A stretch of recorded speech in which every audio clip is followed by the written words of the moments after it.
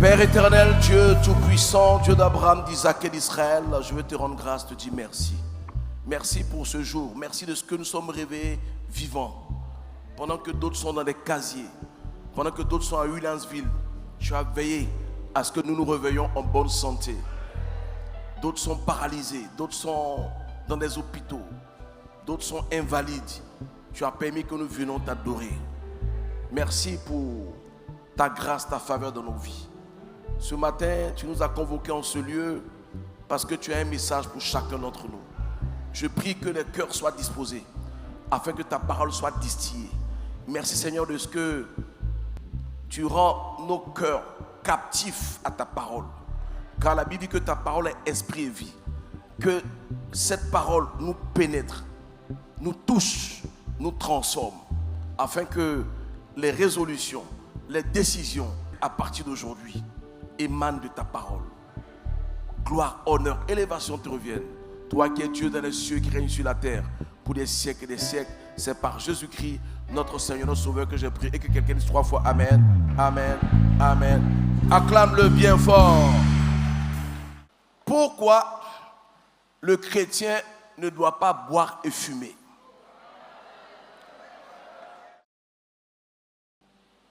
Genèse 9, versets 20 à 25. On va se tenir debout pour honorer la parole de Dieu. Noé commença à cultiver la terre et planta de la vigne. Il but du vin, s'enivra et se découvrit au milieu de sa tente. Cam, père de Canaan, vit la nudité de son père et il le rapporta dehors à ses 2 frères. Alors Sem et Japheth prirent le manteau, le mirent sur leurs épaules, marchèrent à reculons et couvrirent la nudité de leur père. Comme leur visage était détourné, ils ne virent point la nudité de leur père. Lorsque Noé se réveilla de son vin, il apprit ce que lui avait fait son fils cadet. Verset 25, et il dit, « Maudit soit Canaan, qu'il soit l'esclave des esclaves de ses frères. » Lévitique 10, versets 8 à 11. L'Éternel parla à Aaron et dit, « Tu ne boiras ni vin, ni boisson enivrante, toi et tes fils avec toi. Lorsque vous entrerez dans la tente d'assignation, de peur que vous ne mouriez, ce sera une loi perpétuelle parmi vos descendants, afin que vous puissiez distinguer ce qui est saint de ce qui est profane, ce qui est impur de ce qui est pur, et enseigner aux enfants d'Israël toutes les lois que l'Éternel leur a données par Moïse. » Que Dieu bénisse sa parole. Alléluia. Tout à l'heure, nous avons vu que la Bible précise que Noé a planté de la vigne. Donc Noé était le premier vigneron sur terre. Lorsque Dieu lui avait annoncé qu'il voulait détruire le monde par le déluge, Dieu a conseillé à Noé de bâtir une arche dans laquelle il pouvait sauver lui et sa famille, avec quelques animaux en couple. Noé a obtempéré, il a obéi à la voix de Dieu. Pendant que Noé bâtissait le temple, les gens se moquaient de lui. C'est comme pendant que tu viens à l'église, on te donne un surnom. Pendant que tu viens à l'église, d'autres sont assignis. Mais la Bible dit que l'arche de Noé est l'image de Christ d'aujourd'hui. Amen. Ça veut dire que celui qui n'est pas dans l'arche va mourir par le naufrage. Alors, Dieu sauve Noé et sa famille. Lorsque le déluge disparaît, le premier acte que Noé va poser lorsque la colombe ne va plus revenir, il va bâtir un autel, n'est-ce pas? Il va bâtir un autel pour dire que je tisse une nouvelle alliance avec toi, mon Dieu. Lorsqu'il bâtit l'autel, la Bible dit que l'Éternel bénit Noé et ses fils. Parce que pourquoi le déluge est venu? Parce que le péché adamique a provoqué une méchanceté qui a atteint son paroxysme. Donc à cause du péché, à cause du mal, Dieu a envoyé le déluge pour laver le monde, pour purifier le monde, pour nettoyer le monde, pour faire passer les choses anciennes. Donc c'était un nouveau départ. De la même manière que Adam et Ève ont multiplié la terre, tous ceux qui sont nés par Adam et Ève ont été exterminés par le déluge, sauf 8 personnes. Est-ce que vous me comprenez? Donc c'était le nouvel Adam et Ève qui étaient là. Puisque c'est une même chair. Et un jour, après que Dieu l'ait béni, lui et ses fils, la Bible dit qu'il planta de la vigne. Ce qui n'était pas mauvais. Il plante la vigne, et parce que la vigne, là, c'est pour donner le raisin, n'est-ce pas? Donc, ce n'était pas mauvais en soi. Et à cette époque, il n'y avait pas de loi. Donc, il boit du vin fermenté qui est alcoolisé et il s'enivre. Donc, lui-même, il découvre l'ivresse. Donc, lorsqu'il s'enivre, il se retrouve nu dans sa tente. C'est-à-dire que dans son intimité, il n'est pas allé dans un bar, il n'est pas allé dehors, c'était chez lui, n'est-ce pas? Donc c'était son droit. Donc son fils cadet entre dans la chambre, il voit son père nu, puant l'alcool. Au lieu de recouvrir son père, il ressort et il va en parler à ses 2 frères. Et la Bible dit que ces 2 frères, ayant une information, rentrent à reculons pour couvrir la nudité de leur père sans voir la nudité de leur père, parce qu'en voyant la nudité, ça allait provoquer encore une malédiction. Lorsque Noé se réveille de son vin, on lui explique ce que son fils cadet lui a fait. Donc, dans sa colère, il prononce encore la malédiction. Or, le déluge est venu nettoyer le mal, le malheur, la maladie, la malédiction. C'est parti. Donc, la colère fait qu'il ouvre la bouche et il maudit la descendance de Cam. Puisqu'il ne peut pas maudire Cam parce que Dieu avait béni Noé et ses fils. Donc, ça veut dire que, y compris Cam. Ne pouvons pas maudire Cam parce qu'il n'est pas supérieur à Dieu. Il maudit la descendance de Cam.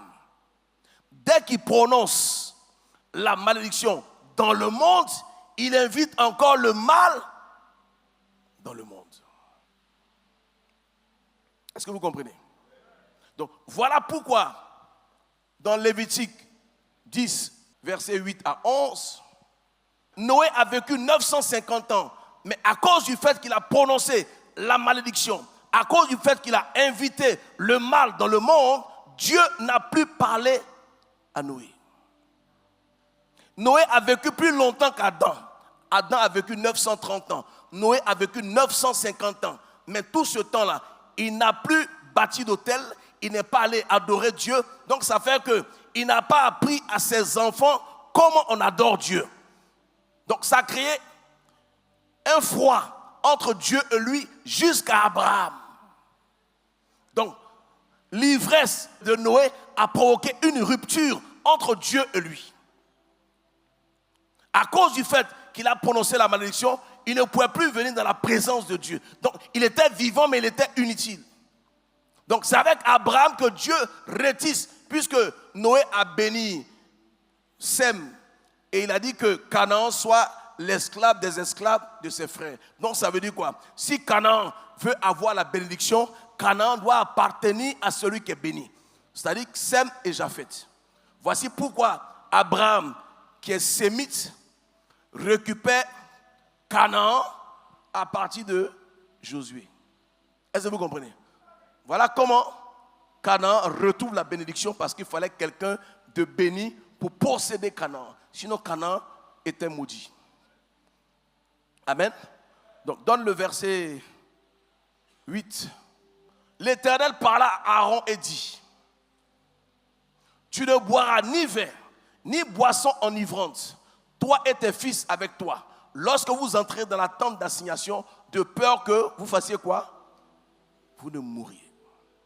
Ce sera une loi perpétuelle parmi tes descendants. Donc quand on parle de ce qui est perpétuel, c'est quelque chose qui se renouvelle. D'accord? Mais il donne cette injonction-là à ses sacrificateurs parce que Noé a bu et il a maudit. S'il n'était pas ivre, son fils n'aurait pas vu nu. Donc c'est vrai que son fils a mal fait, mais il a aussi sa part de responsabilité. Amen. Quand tu es un père et que tu veux que tes enfants te respectent, il y a une attitude à avoir. Moi, je vous parle. Si vous me voyez dans des maquis, ivres, ou bien dans des bars, en train de boire, est-ce que vous venez à l'église? Je n'ai pas entendu. Est-ce que vous allez venir à l'église? Maintenant, toi, tu fais quoi là-bas? Si ce n'est pas bon pour moi, pourquoi c'est bon pour toi? C'est de ça qu'on va parler ce matin. Amen. Donne la suite. Afin que vous puissiez distinguer ce qui est saint de ce qui est profane, ce qui est pur de ce qui est impur. Donc, à cette époque, le peuple d'Israël avait le droit de boire.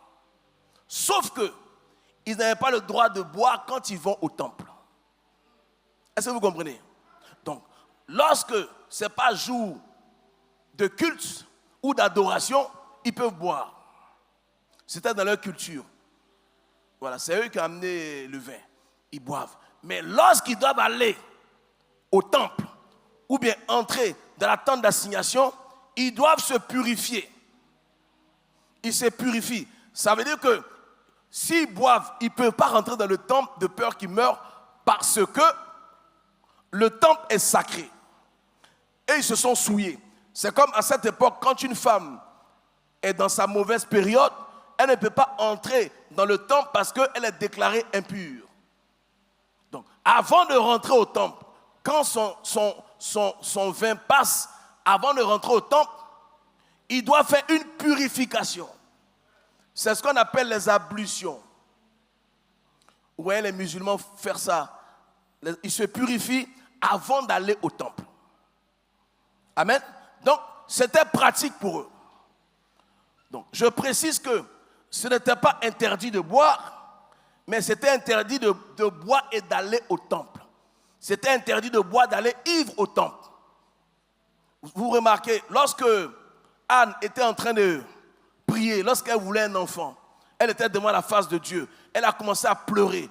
Elle pleurait à chaudes larmes. Elle parlait à Dieu. Pendant qu'elle faisait le vœu, la Bible dit que le sacrificateur, lorsqu'il a vu, il a pensé qu'elle était ivre. Il dit, va cuver ton vin. Si tu es ivre là, tu sors quand tu te purifies et tu reviens. Et Anne lui a dit, je ne suis pas ivre. C'est la souffrance, la douleur qui me fait agir comme ça. Et elle va lui dire, ne prends pas ta servante pour une pervertie. Donc, ça veut dire qu'il ne peut pas avoir de perversion sans ivresse.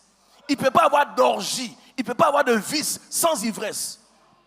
Vous voyez, même les gens qui couchent avec les enfants et tout ça là, ils ne font pas ça de façon lucide. Vous ne pouvez pas avoir deux hommes qui vont ensemble de façon lucide. Ils prennent des choses avant. Ils prennent des substances pour être dans une autre dimension. Parce qu'un homme qui est normal ne peut pas faire ça. Même eux-mêmes là, eux-mêmes les Woubi ne peuvent pas faire ça. Ils s'entraident pour le faire. Est-ce que quelqu'un comprend ce que je fais? Donc, l'alcool, la drogue provoquent le vice. Comment les vices naissent? Quand les gens commencent à avoir un peu d'argent, ils commencent à prendre de nouvelles habitudes. C'est-à-dire que ils vont au bar, ils vont au maquis, ils vont after work. Ils commencent par le vin mousseux. Après, quand ils ont un peu d'argent, ils commencent à boire le champagne. Le champagne accompagné de cigares. Sauf que tout ce que vous voyez boire, le champagne et le cigare, le font par complexe. Leurs parents n'ont jamais fait ça. Je reprends. Tout ce que vous voyez aujourd'hui, ils ont les cigares. C'est des complexés. Ce que tu n'as pas vu ton père faire, pourquoi tu le fais? Pourquoi on veut paraître? Pourquoi on veut se donner un air? Ça veut dire qu'il y a des filles qui vont dans des boîtes, on leur offre du champagne, elles n'ont même pas 10 000 francs dans leur poche. Tu finis de boire le champagne, or dans ton ventre là, il y avait Placali, il y a Djumblé, il y a...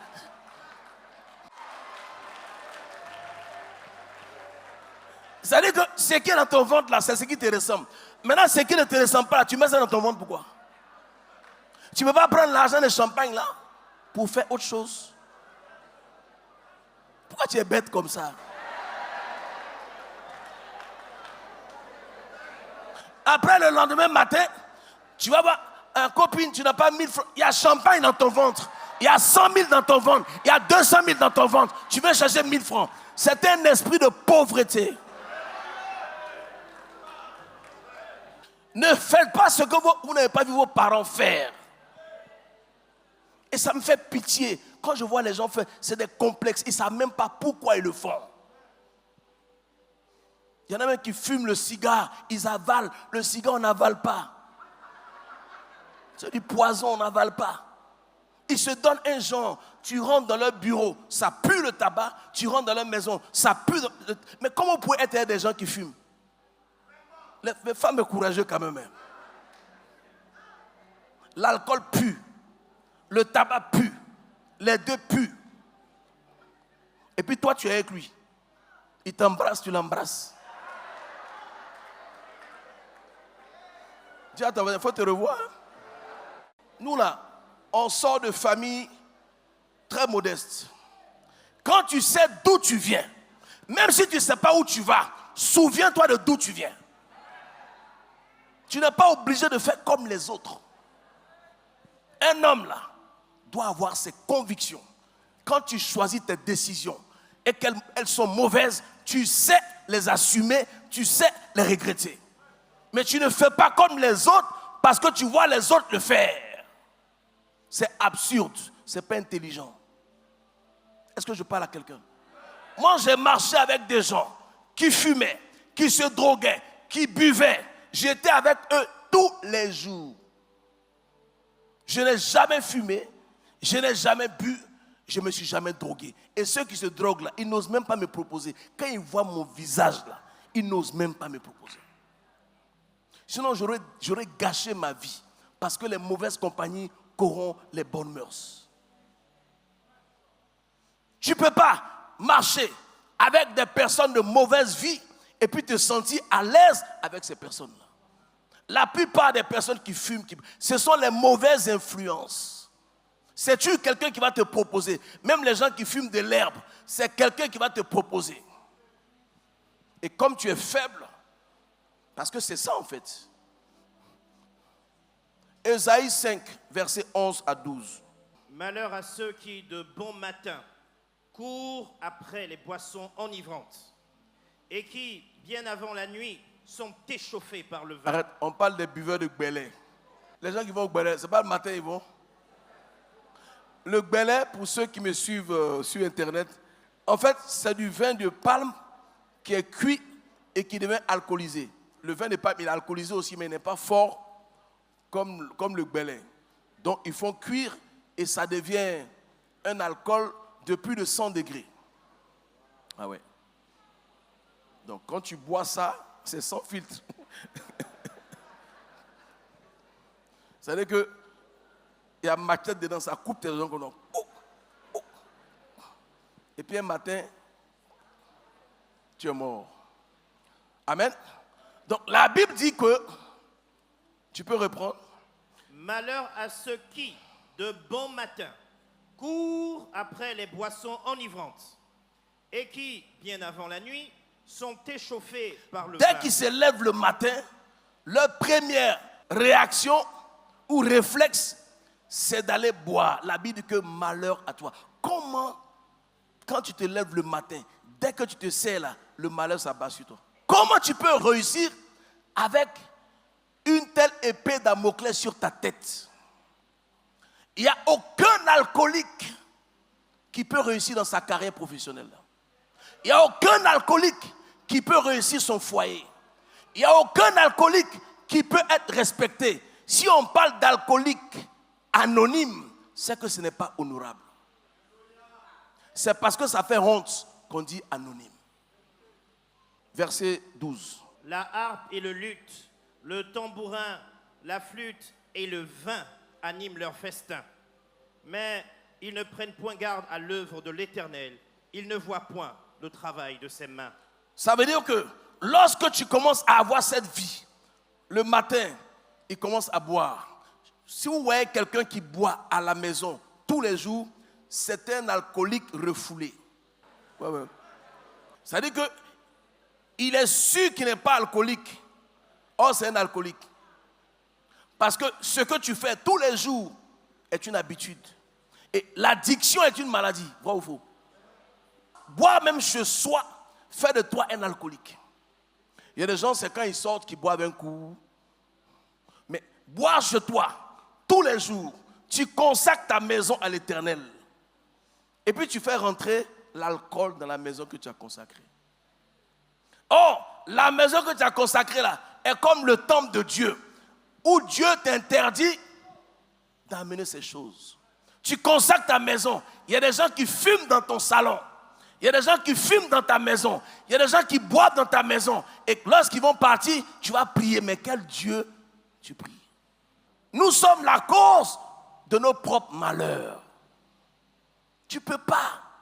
C'est-à-dire que toi, tu as souffert, tu commences à t'en sortir un peu, tu bois le champagne. Pourquoi? Dis à ton mari, pourquoi?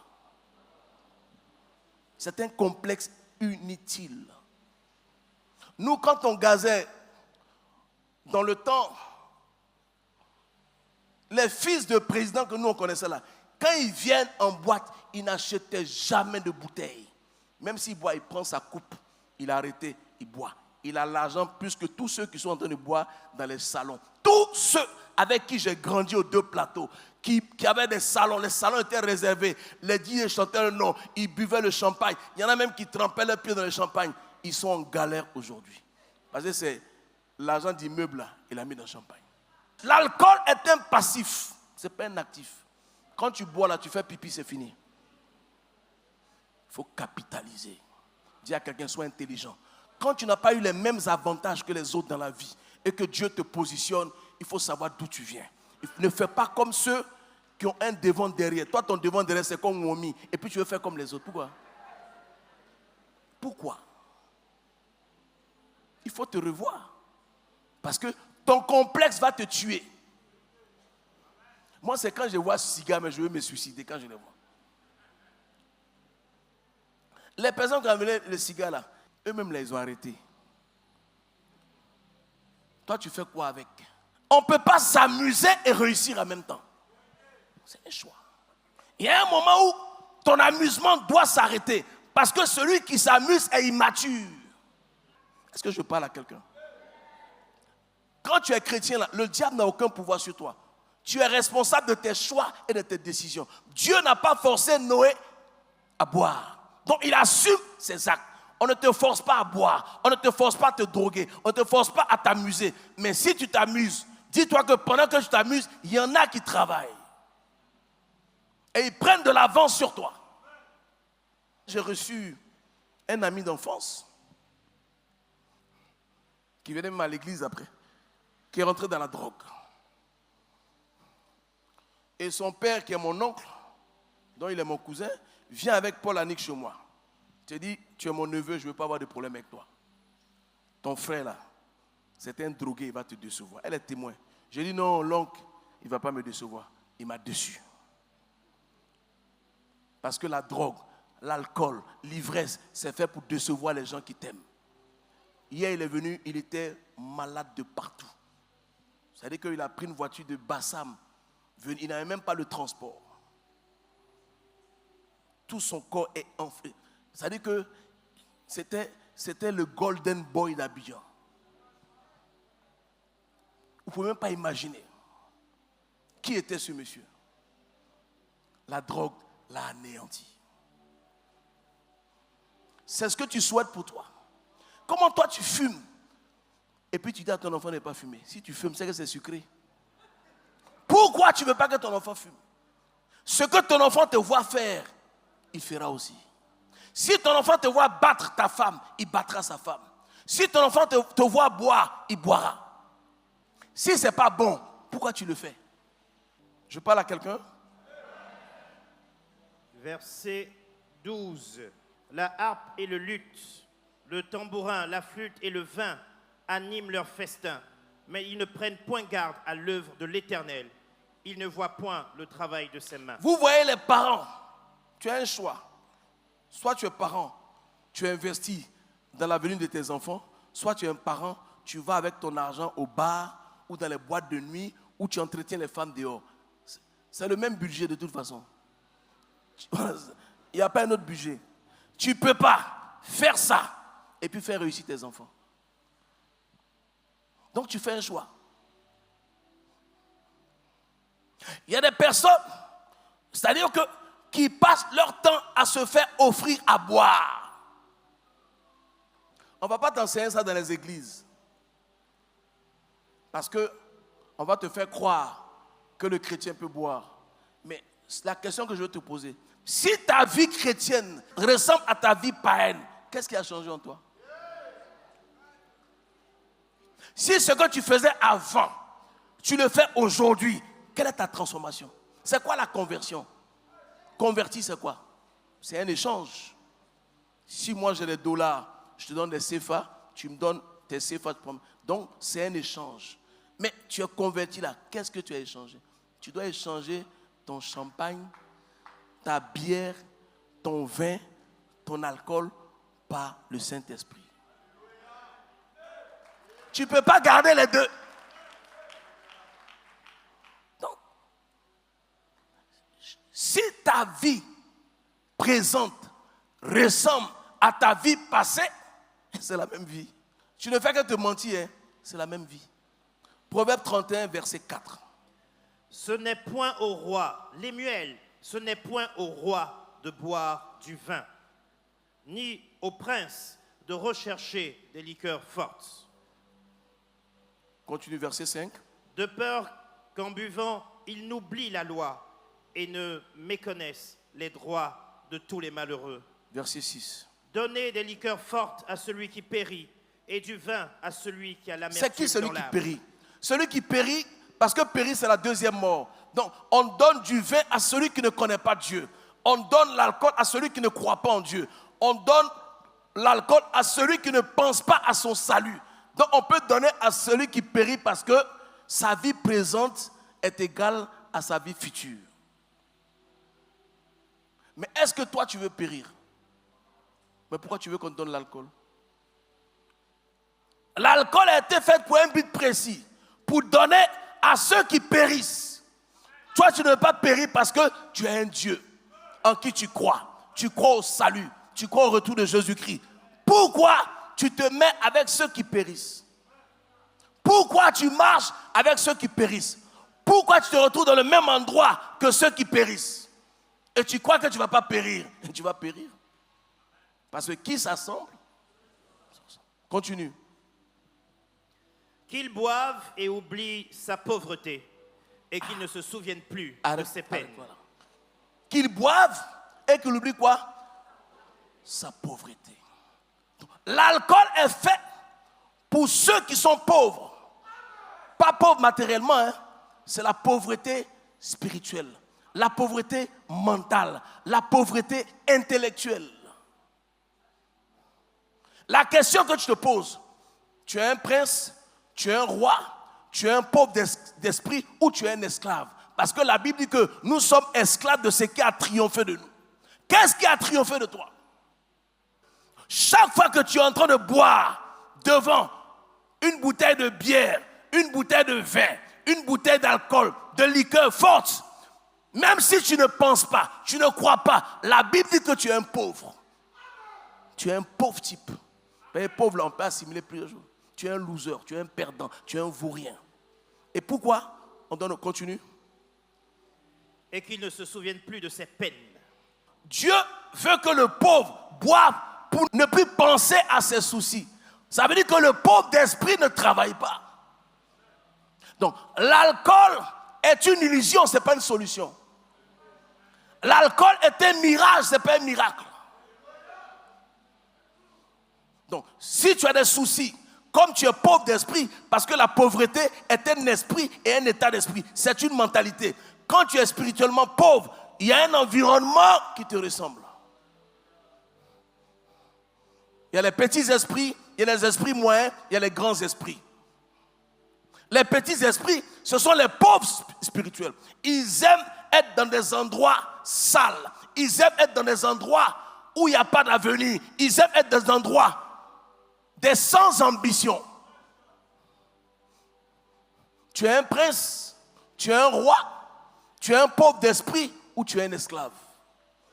Tu dois t'identifier. Tu dois donner ta description ce matin. Qui suis-je?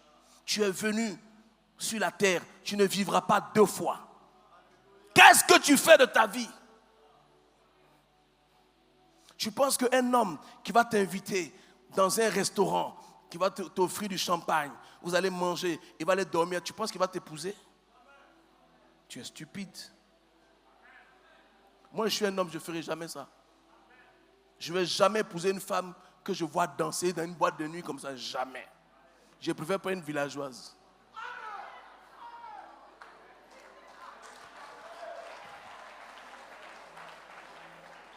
Quand tu vois une jolie femme qui ne connaît pas Dieu, qui ne va pas à l'église, qui est dans le show, il ne faut même pas la regarder. Parce que c'est un réservoir de démons.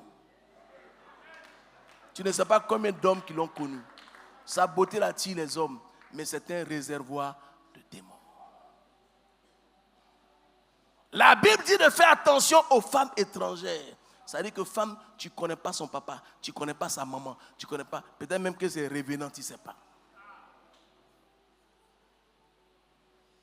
C'est pour ça qu'on fait la dot, pour voir si les parents existent.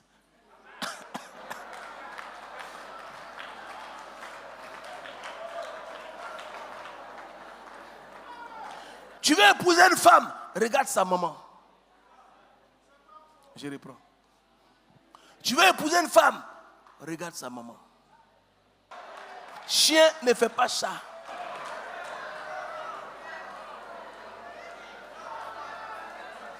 C'est dosé, hein? Ça sort seul. Je me retiens, mais ça sort. Tu ne peux pas épouser l'enfant d'une femme qui a eu 7 enfants avec des hommes différents. Parce que les 7 là, elle cherchait sa voie, elle n'a pas trouvé. Donc, tu ne peux pas suivre quelqu'un qui est perdu. Je choque quelqu'un. Hein. Mais ça nous ramène à quoi? À l'éducation. C'est pour cela que je vous éduque à l'église. Vous allez me trouver dur, mais c'est pour votre bien. Un homme peut te rencontrer. Tu es belle, tout. Et puis, il veut t'épouser. Et puis, on dit, celle-là, est-ce que tu la connais?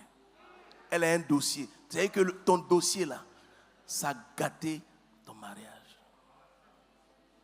Donc, quand tu veux poser un acte, là, pense au dossier. On appelle ça le record. C'est collé à toi. Voilà le problème. Le monsieur peut être amoureux de toi. Et puis on met ici. Même s'il ne croit pas au début, à force d'entendre, ça va influencer votre relation. Faites attention. Quand tu es une femme, tu es chrétienne, dis-toi que tu es une princesse. Tu ne peux pas te déshabiller partout où tu vas. Une princesse ne se déshabille pas comme ça. Tu dois être pudique pour ne pas devenir impudique. Est-ce que je parle à quelqu'un?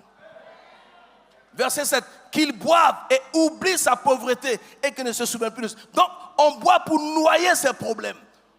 On boit pour oublier la réalité. Mais sauf que l'alcool, ça passe. Quand tu te réveilles, la réalité t'attend. Les factures là, que tu boives, que tu ne bois pas, les factures t'attendent. La scolarité des enfants t'attend. La popote, ça t'attend. Demande-toi, tu choisis quoi?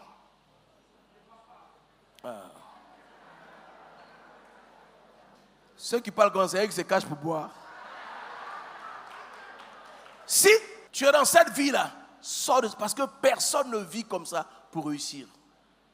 L'alcool est fait pour les pauvres d'esprit, pour les misérables, pour des personnes qui ne sont pas ambitieuses, pour les losers. L'alcool, c'est pour te faire croire que ça va aller, mais ça n'ira jamais. Parce que pour que ça aille, tu dois te lever. Pour que ça aille, tu dois quitter ce milieu. C'est un passif. Chaque fois que tu achètes à boire, qu'on t'offre à boire, c'est de l'argent que tu perds. Chaque fois que tu achètes des cigarettes, c'est de l'argent que tu perds. C'est un passif. Habakkuk 2, vas-y, verset 15. Malheur à celui qui fait boire son prochain. Arrête-toi là. Reprends. Reprends. Malheur à celui qui fait boire son prochain. Est-ce que c'est moi qui ai écrit? Bon, pourquoi vous êtes fâchés? Ça veut dire que si tu bois le matin, tu bois la nuit, c'est un malheur sur toi. Maintenant ici on dit quoi? Malheur, si tu offres à boire à quelqu'un, malheur à toi. Comment tu peux réussir dans ta vie si le malheur est sur ta tête? C'est pour ça que moi, mon argent, je ne donne pas mon argent à quelqu'un qui boit. Si tu fumes, il faut te cacher. Parce que le jour où je te vois fumer, mais péca, tu n'auras plus jamais. Père, je ne veux pas, en voulant te faire du bien, attirer le malheur dans ma vie. Continue. Malheur à toi qui verses ton outre et qui l'enivre afin de voir sa nudité. Il y a des personnes qui ne sont pas courageuses. C'est-à-dire qu'il est fond de la go, il ne peut pas lui dire, dans une je t'invite, donc il a saoul pour abuser, mais c'est un viol. Le viol là, c'est la pire des malédictions qui puissent arriver à un être humain. Un homme qui viole une femme, c'est une malédiction. Il y a des personnes qui mettent des substances dans les verres des femmes pour abuser d'elles. C'est une malédiction. Elle va pleurer. Hein. Je vous ai dit que la femme est le premier partenaire de Dieu. Dieu, dans toute sa dieuté là, il n'a pas pu avoir un fils par lui-même. Il est passé par une femme. Si tu fais du mal à une femme, si tu violes une femme, tu forces une femme, tu bats une femme, tu insultes une femme, tu frappes une femme, il y a des conséquences. Si une femme te dit non, c'est quoi? C'est non. Si une femme te dit oui, c'est de la lâcheté de droguer une femme pour abuser d'elle. C'est de la lâcheté d'attendre qu'elle soit ivre pour l'embarquer. Tu n'es pas courageux. Et malheur à toi. Continue. Tu seras rassasié de honte plus que de gloire. Tu seras rassasié. Ça va te rattraper forcément. Nous, dans les années 80, quand on allait en boîte, il y avait un monsieur qui était architecte. C'est-à-dire que quand il arrive en boîte là, le champagne là, on met un seau. C'est-à-dire quand il boit et qu'il est fatigué, là, maintenant il verse le champagne dans le seau et puis il trempe ses pieds. Et puis on chante son nom. Là où je te parle, là, on dit il a boiqué dans une brousse quelque part là-bas. Immeuble qui devait construire là, c'est dans le seau. C'est la vie que tu veux? Un jour, il était tellement stone qu'il a commencé à tabasser tout le monde dans la boîte de nuit. Il est monté dans la cabine, il a arrêté la musique. Même le patron de la boîte ne pouvait pas parler parce que c'était le plus gros client. Les gens ont commencé à sortir. Et mon frère Bonnie a dit, il était avec des loupards là. Il a dit, dites à votre gars là, il va se faire toucher un jour. Hein. Donc il se tourne vers mon frère Bonnie. Il lui dit, si tu me touches, je te bute. Donc Bonnie dit, mais est-ce que je te parle à toi? Et puis ils sont venus m'appeler. Quand je suis arrivé là, il dort. Ouais. Il dort. Il était avec des policiers. Pas l'homme. Quand il s'est réveillé de son chaos, là, les policiers qui l'ont ramené chez lui, là, il a commencé à tirer sur eux. Clôture 3 mètres. Ils ont pris André Marguilla. Je vous assure que ce monsieur-là a tué un de ses gardes du corps. Il a abattu à cause de cette histoire. S'il n'avait pas bu, il n'aurait pas fait ça. Il y a des personnes, moi je connais quelqu'un, tellement il boit, il a tué 3 personnes avec sa voiture. Comment tu vis avec ça? Comment tu peux vivre avec la mort des gens sur ta conscience? Ce n'est pas le fait de boire qui est interdit, c'est l'ivresse. Mais comment tu peux être ivre si tu n'as pas bu? Question. Juge 13, versets 3 à 7. Un ange de l'Éternel apparut à la femme et lui dit, « Voici, tu es stérile et tu n'as point d'enfant. Tu deviendras enceinte et tu enfanteras un fils. Maintenant, prends bien garde. Ne bois ni vin, ni liqueur forte, et ne mange rien d'impur. Car tu vas devenir enceinte et tu enfanteras un fils. Le rasoir ne passera point sur sa tête, parce que cet enfant sera consacré à Dieu dès le ventre de sa mère. Et ce sera lui qui commencera à délivrer Israël de la main des Philistins.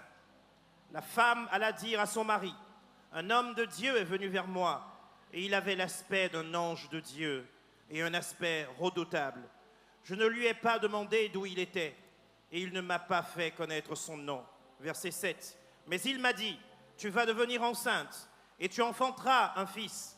Et maintenant, ne bois ni vin, ni liqueur forte, et ne mange rien d'impur, parce que cet enfant sera consacré à Dieu dès le ventre de sa mère jusqu'au jour de sa mort. » Ce qui est consacré est sacré. À cause du fait que l'enfant qu'elle est nette était sacré, l'ange interdit formellement à la mère de boire de l'alcool, des boissons enivrantes et de manger n'importe quoi. Parce que là, on n'a pas parlé de nourriture. Une autre fois, on parlera de la nourriture. Ce qui est précieux, ce qui est sacré, ce qui est consacré devant Dieu, ne boit pas d'alcool. Ce qui est précieux aux yeux de Dieu ne consomme pas l'alcool. Maintenant, pose-toi la question. Toi qui bois, est-ce que tu es précieux aux yeux de l'Éternel? On va aller vite. Luc 1, versets 13 à 16. Mais l'ange lui dit, « Ne crains point, Zacharie, car ta prière a été exaucée. Ta femme Élisabeth t'enfantera un fils, et tu lui donneras le nom de Jean. Il sera pour toi un sujet de joie et d'allégresse, et plusieurs se réjouiront de sa naissance. Car il sera grand devant le Seigneur. Il ne boira ni vin, ni liqueur enivrante, et il sera rempli de l'Esprit Saint dès le sein de sa mère. Il ramènera plusieurs des fils d'Israël au Seigneur, leur Dieu. » Alléluia.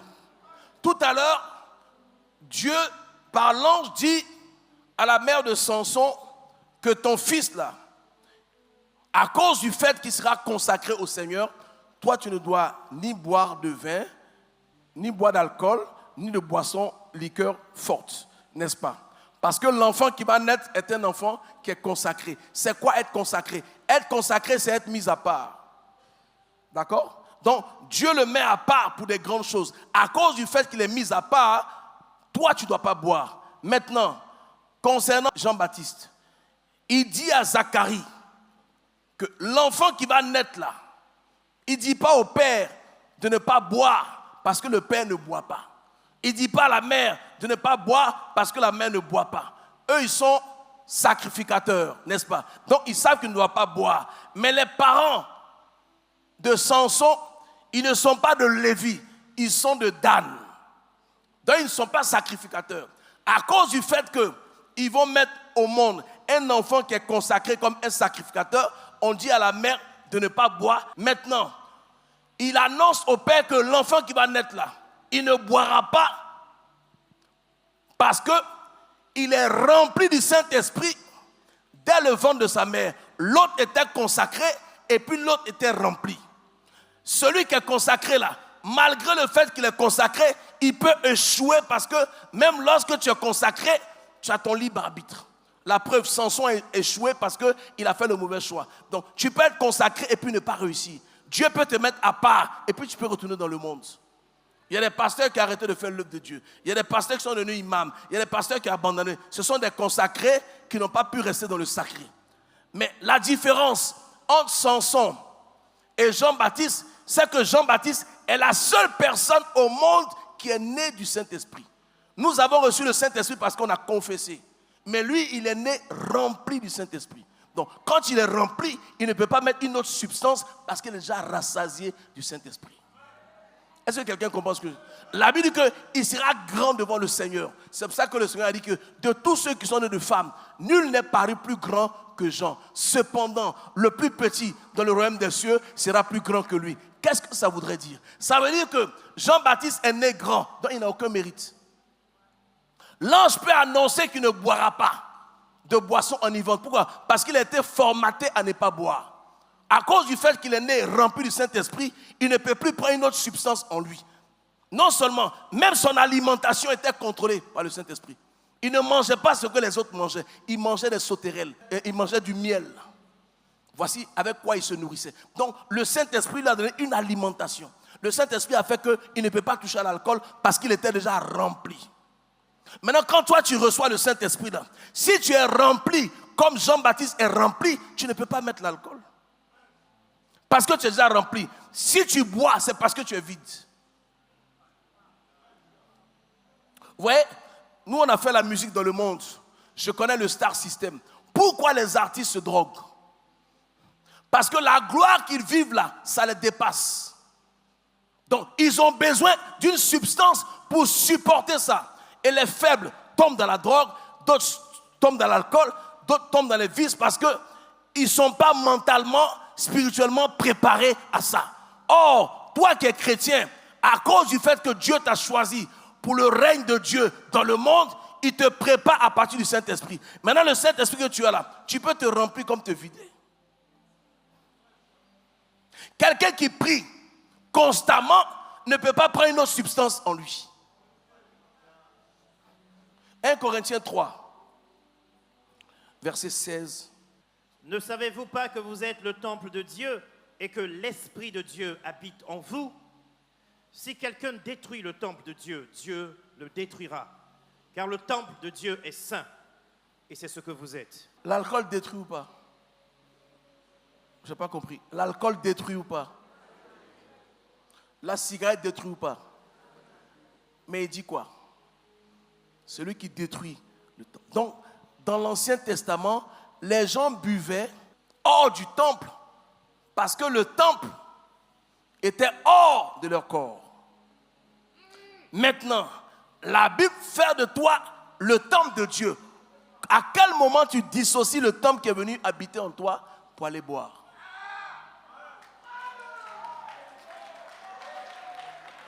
Voici la problématique. Avant, ils boivent. Quand ils sont ivres, ils restent chez eux. Avant d'aller au temple, ils font leur ablution. Maintenant, on ne fait plus d'ablution. On fait la repentance. On invoque le sang de Jésus. Tu es le temple. Il dit, je viendrai habiter dans leur cœur. C'est-à-dire que Dieu fait de toi son temple. Comment tu peux séparer le temple de ta personne pour aller boire de temps en temps? Donc, quand tu es le temple de Dieu et que tu bois l'alcool, tu fumes la cigarette, tu détruis le temple de Dieu. Et Dieu dit, il promet quoi? De détruire tous ceux. C'est pour ça que des maladies bizarres. Quelqu'un qui ne boit pas, qui ne fume pas, évite certaines maladies. C'est tout. Et il n'y a pas que l'alcool, même la nourriture que tu manges. Si la nourriture que tu manges détruit le temple de Dieu, Dieu te détruit aussi. Qu'est-ce que tu manges? Voilà pourquoi il n'y a aucun verset biblique qui interdit de fumer. On ne fume, ouais. Parce qu'à cette époque, la cigarette n'existait pas. D'accord? Mais la Bible dit que celui qui détruit son corps, qui est le temple de Dieu, Dieu le détruira. La cigarette détruit ou pas? Quand tu fumes là, ça va où? Donc, quand vous êtes chrétien, votre corps devient le temple de Dieu. Ça veut dire quoi? Votre chair, la chair là, c'est le parvis de Dieu. Il faut écrire ça. Votre âme est le lieu saint. Et l'Esprit de Dieu que vous avez reçu à la Pentecôte est le lieu très saint en vous. Donc, en vous là, il y a le lieu très saint, il y a le lieu saint et il y a le parvis. C'est ça qui fait votre corps. Donc, ça veut dire quoi?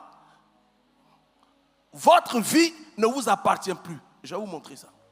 1 Corinthiens 6, versets 19 à 20. Ne savez-vous pas que votre corps est le temple du Saint-Esprit? Tout à l'heure, votre corps était le temple de Dieu, n'est-ce pas? Maintenant, la Bible va encore plus loin pour dire que votre corps est le temple du Saint-Esprit. Continue.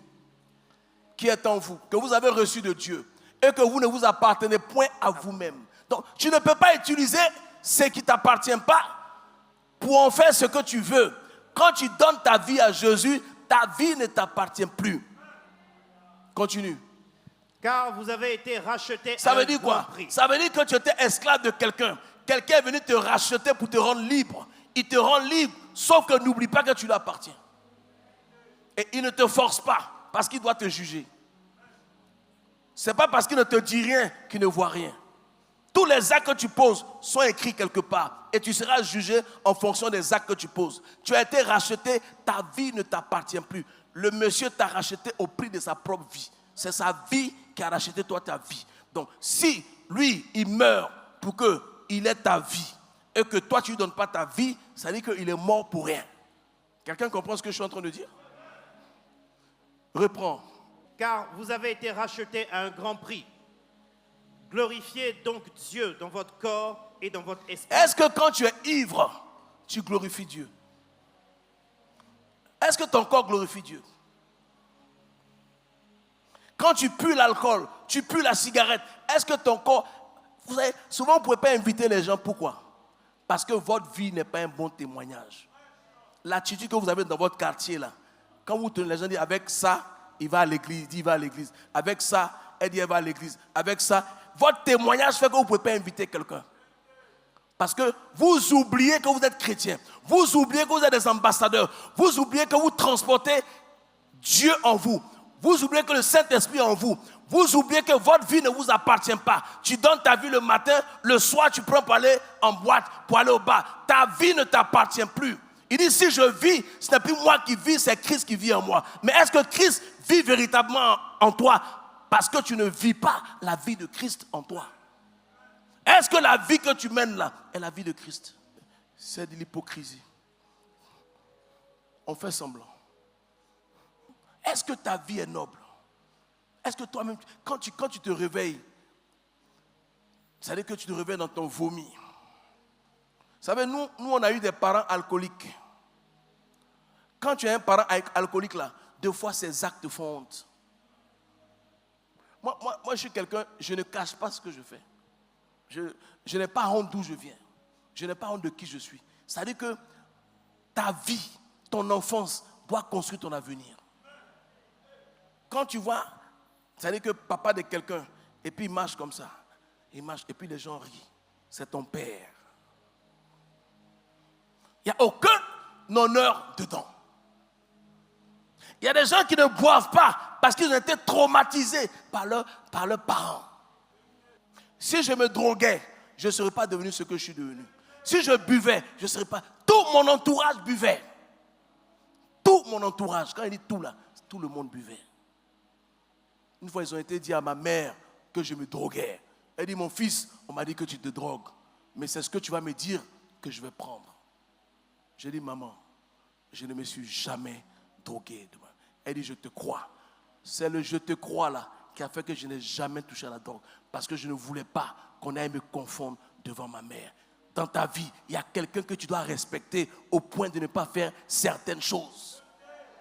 Même si Dieu ne te voit pas, il y a des personnes qui représentent Dieu dans ta vie. À cause de cet honneur, il y a des choses que tu ne peux pas faire. Il y a des choses que je veux faire que je ne peux pas faire. À cause de vous. Ah ouais. Il y a des gens qui m'envient, mais ma vie n'est pas glorieuse. Vous savez, quand vous êtes un homme de Dieu là, si le diable ne peut pas t'atteindre là, il attaque ta femme. Il ne peut pas atteindre, il t'attaque tes enfants. C'est le prix à payer. Tu ne peux pas suivre ce Dieu-là gratuitement. Si tu fais ce que les autres font, tu es comme les autres. Si tu vis comme ceux qui ne viennent pas à l'église vivent, tu es comme les autres. Il ne faut pas te mentir, tu n'iras pas au ciel. Dieu préfère quelqu'un qui reconnaît ses défauts, qui les soigne, que quelqu'un qui fait semblant de ne pas voir ses défauts. Je reprends. La repentance là, il n'y a personne qui est parfait ici. Ce que Dieu veut est que toi-même, tu reconnaisses que tu n'es pas parfait. Si tu demandes pardon pour quelque chose que tu as fait, c'est que tu le regrettes. Mais si tu fais quelque chose et que tu estimes que tu n'as rien fait, c'est que tu ne regrettes pas, tu vas assumer. Celui qui ne regrette pas, assume. Celui qui regrette, se répand. Dieu te pardonnera autant de fois que tu lui demanderas pardon. Mais si tu estimes que ce que tu fais est normal, tu n'as pas besoin de demander pardon, mais tu seras jugé en fonction de tes actes. Dernier verset.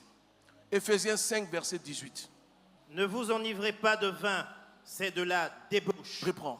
Ne vous enivrez pas de vin, c'est de la débauche. Donc ça veut dire que quelqu'un qui vit dans l'alcool, il vit dans la débauche. C'est pas moi qui ai écrit.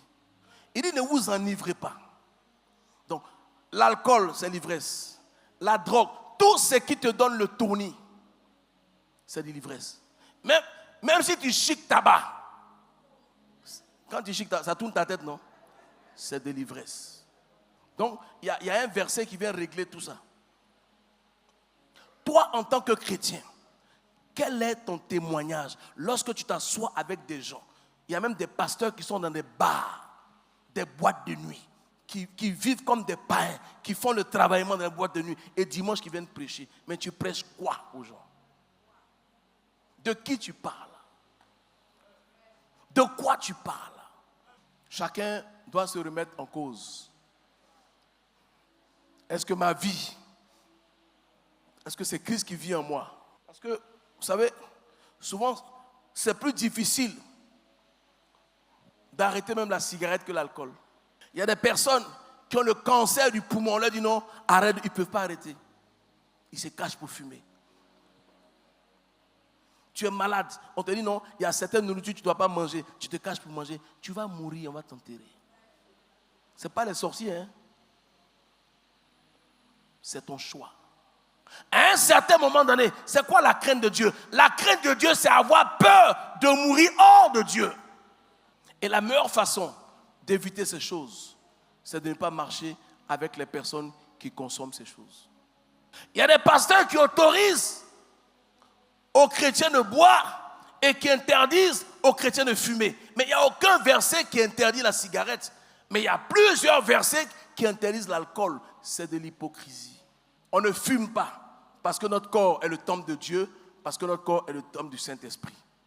On ne boit pas parce que notre corps est le temple de Dieu. Notre corps est le... La Bible dit que l'ivresse, c'est de la débauche. Il y a des femmes, tu les vois, elles ont de belles voitures. Elles sont avec 3, 4 mecs. Un paye le courant, l'autre paye l'autre. Mais tu es une prostituée. Tu es une prostituée de luxe. C'est tout. Si tu es une femme, tu peux être 2, 3, 4 personnes, tu es une prostituée. On fait comment? Parce que qui va t'épouser? Les enfants sont méchants entre eux. Hein? Si tu as un mauvais nom là, les amis de tes enfants vont se moquer. Chaque fois que tu poses un acte, pense au nom que tu portes. Parce que c'est le show qui provoque ça. S'il n'y a pas de show là, tu auras une vie saine. Il faut regarder Netflix, il faut regarder, voilà. Ce n'est pas un péché. Mais aller au bar, un verre, 2 verres. Moi, je connais des grands frères, des gens hyper intelligents qui ne sont rien devenus à cause du godet. Des gens hyper... Moi, j'ai eu des mentors, des gens hyper intelligents qui ne sont rien devenus aujourd'hui à cause de l'alcool. Parce que l'alcool est une addiction. L'alcool, là, ça rentre dans ton sang. Qui est d'accord avec moi? Vous devez savoir que c'est avec ça que la reine des eaux, qu'on appelle la sirène des eaux, règne dans le monde. C'est elle qui contrôle tous les hommes politiques, les oligarques qui contrôlent le monde là. C'est la reine des eaux. Mais elle les contrôle par quoi? La drogue. C'est une ruse du diable. Mais vous pensez que comment les Noirs ont été détruits? On les a parqués dans un coin, on a déposé la drogue et l'alcool, on les a laissés. Ils ont déposé les armes, ils s'entretuent jusqu'à aujourd'hui. L'Afrique est en retard parce que les Africains n'ont pas de distraction. Ils savent aller au maquis, ils boivent et puis ils refont le monde. Ils boivent, ils refont le monde. Ils ne veulent pas faire de grandes études, ils ne veulent pas étudier, ils ne veulent pas apprendre de métier. Mais ce n'est pas le diable, c'est ton choix. Quand tu arrêtes d'aller à l'école, il y a des gens qui continuent d'aller à l'école. Quand ils deviennent médecins, avocats, toi tu as arrêté d'aller à l'école. Vous êtes amis de classe, mais vous n'êtes pas amis. Amis de classe et puis amis, c'est pas la même chose. Quelle vie tu veux avoir? La Bible dit qu'on ne trompe pas Dieu. Trompe ton Dieu, ce qu'un homme aura sémé, il fera quoi? Il le moissonnera. Tu dois choisir la vie. Et quand tu choisis la vie de Christ là, il y a des personnes que tu ne dois pas fréquenter. Il y a des personnes qui sont de mauvaises influences pour toi. Les copines C'est-à-dire que vous êtes copine, elle, c'est pour t'amener dans une boîte de nuit. Ce n'est pas de bonne copine. C'est pour te présenter à des gens. Ce n'est pas de bonne copine. Te mettre dans la drogue, là, ce ne sont pas de bonnes copines. Tu vis ta vie, tu vivras une seule fois. Fais attention à ce que tu fais. À cause du fait que notre corps est le temple de Dieu, on ne fait plus d'ablution, n'est-ce pas? On fait la repentance. Donc ne fais pas rentrer n'importe quoi dans ton corps. À partir d'aujourd'hui, ne fais pas rentrer n'importe quoi. Même les boissons, même les sodas là, c'est du poison. Si quelqu'un prépare une nourriture pour t'envoyer un bon plat que tu aimes, on dit c'est empoisonné. Est-ce que tu vas manger? Mais certains parmi vous le mangent. Parce que l'alcool c'est du poison, la cigarette c'est du poison, la drogue c'est du poison. Même ceux qui fabriquent l'alcool là, ils mettent sur l'étiquette là, nuit à la santé. Il t'a prévenu? Ou bien il t'a pas prévenu? Avant l'alcool là, aux États-Unis là, c'était interdit. Vous savez, souvent quand la loi autorise quelque chose, tout ce que la loi autorise n'est pas forcément bon. Les mêmes personnes qui ont interdit l'alcool là, ils ont légalisé l'alcool. Aujourd'hui, on légalise le joint. Mais c'est le même joint là. Ou bien ce n'est pas la drogue. Faites attention, vous êtes dans le monde, mais vous n'êtes pas du monde. Vous êtes dans le monde, ne laissez pas l'influence du monde vous envahir. C'est pour ça qu'il faut sortir du monde et puis regarder le monde. Il faut sortir du monde pour éclairer le monde parce que vous êtes la lumière du monde. Vous êtes le sel de la terre. Votre vie doit apporter une saveur aux personnes qui vous rencontrent, aux personnes qui vous connaissent, aux personnes qui vous apprécient. Soyez des modèles pour votre génération. Ne soyez pas la honte de l'Église. Ne soyez pas la honte de la société. Soyez les meilleurs dans vos domaines. À votre temps, ça sera encore plus dur qu'aujourd'hui. Imagine quelqu'un qui ne veut pas aller à l'école, qui commence à boire maintenant, qui commence à fumer, qui commence à se droguer. Qu'est-ce qui t'attend? Parce que même ceux qui vont aller à l'école, là, tous ne vont pas réussir. Mais et toi qui te disqualifies, en ne voulant pas t'instruire, en ne voulant pas apprendre un métier, en ne voulant rien faire, qui va s'occuper de toi? L'alcool ne règle pas les problèmes. L'alcool déplace les problèmes. Quand tu sors de ton ivresse, là, ton problème devant la porte, je suis là. Il dit c'est problème, c'est qui c'est problème? Je suis là. Moi, je connais un pasteur, pour finir, qui était alcoolique dans le monde. Quand il a connu le Seigneur, il est devenu pasteur, il a arrêté de boire. J'ai fait venir un prophète ici dans les années 2001. Et il allait à Paris, dans mon dos, il allait voir ce pasteur-là. Ce pasteur-là l'a convaincu qu'il peut boire. Or, c'était un alcoolique. Il ne devait juste pas goûter. Quand il a goûté là, il est replongé dedans. Il est mort. Il n'a pas pu s'en sortir. Il est mort. Aujourd'hui, là, je m'occupe de ses parents, sa femme, ses enfants. Donc, un pasteur peut te tromper. Il y a quelqu'un qui était ici. Il allait rencontrer un pasteur. Le pasteur a dit, oh, tu peux boire. Il a donné des versets bibliques. Le gars, c'était un alcoolique. Il est retombé dedans. Tu n'es pas un mouton. Tu as un cerveau. Ce qui n'est pas bon pour toi, là, ne fais pas. Ne fais pas ce que les autres font. Sinon, tu vas finir comme les autres. C'est lorsque tu auras tout bravé. Pour atteindre le sommet, qu'on te dira bravo. Alors ne baisse pas les bras. Que Dieu vous bénisse.